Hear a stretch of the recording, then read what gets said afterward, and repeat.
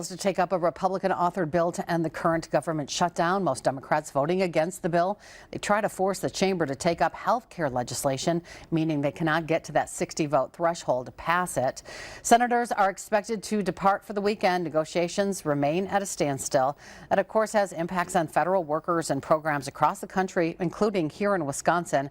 So it's time for UpFront Fridays, a look at the week in Wisconsin politics.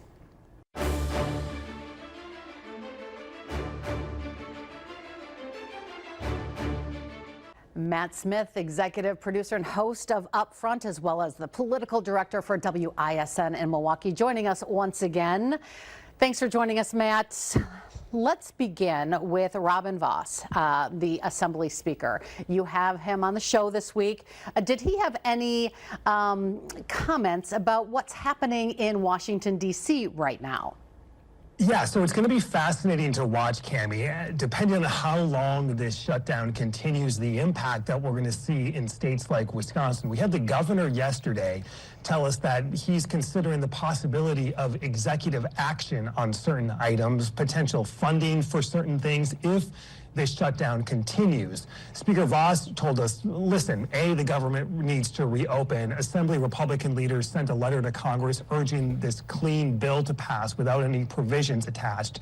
And he told us he didn't see any scenario at this point where the legislature would get involved and look to fund programs. Let's say SNAP benefits ran out way down the road in several weeks if this continued, or what have you. So at this juncture, while you have the governor saying we may take some action, at least from the Republican leader in the Assembly, he sees no need for any intervention or any action here at the state level, as they all are monitoring and watching now what's happening in Washington. Yeah, in the first few days of this, but I guess if we do go into weeks, you think about the SNAP program benefits and WIC as well, women, infants, children, those supplementary programs could run into funding issues. We also heard this week more about the medical marijuana proposal being floated by Republicans. Does that have a shot at being passed this time around? It's been before the legislature a couple of times. It appears not, when you're going to hear our interview with the speaker come Sunday morning. Listen, there's these conflicting views. We're just talking medical marijuana, right? When you talk Republicans, there is zero appetite for recreational marijuana legalization. So once you get down to the medical level, this new proposal is different than what we saw last year. Speaker Vos is of the mindset that the state would run dispensaries and there'd only be a limited number of them.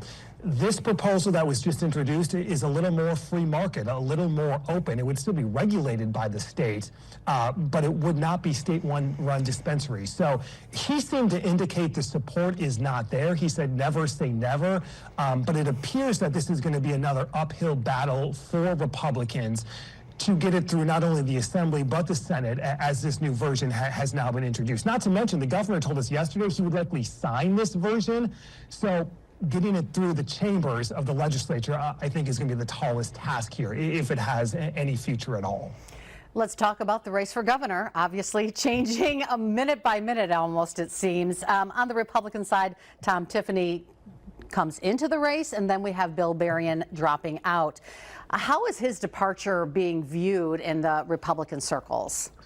Listen, I mean, I think when you look at Republican primary voters and the hardcore conservative voters, his support was not where it needed to be to begin with. So then when you had these Journal Sentinel stories come out, it kind of was the nail in the coffin for the campaign, so to speak. And when you don't have that base support to begin with, it's kind of hard to climb out of. So I think the campaign, and as Bill indicated in his message, they just saw no clear path forward. I think what this does is it places a larger target on the back of Tom Tiffany as the presumed frontrunner. He's declared himself the frontrunner with us on the show. Democrats are sure acting like he's the frontrunner. So to be curious to see, if anyone else gets in on the Republican side. It seems like maybe not. We heard those Tommy Thompson comments this past week. So I don't know. There's some flux here, but as of now, with the two candidates, it appears that Tom Tiffany is at least looking to carry that title of frontrunner on the Republican side. All right, let's talk about the Democratic side, because that is a very crowded race. Missy Hughes jumping into the race, and you actually spoke with her this week. Yeah, it's going to be fascinating to see where she lands in this Democratic primary and how Democratic voters in the state of Wisconsin are feeling just in terms of the direction of the Democratic Party. You have a number of these candidates who are campaigning on the fact of let's raise taxes on billionaires and corporations. Missy Hughes is going to take a different approach. She was the former head of the Economic Development Corporation here in the state, a former executive of Organic Valley. She's a little shy to come out and say we need to start taxing corporations because she's going to take a more business perspective. So whether that is the moderate lane in the Democratic Party or a different lane than some of these other more left candidates, perhaps, it's going to be fascinating to see how that conversation evolves among the candidates and then how Democratic voters here in the state respond to that. And you also teased a little bit of polling news that will be coming out on the show this week. I don't know how much you want to get into it, but what can you tell us about those polls that you'll be talking about?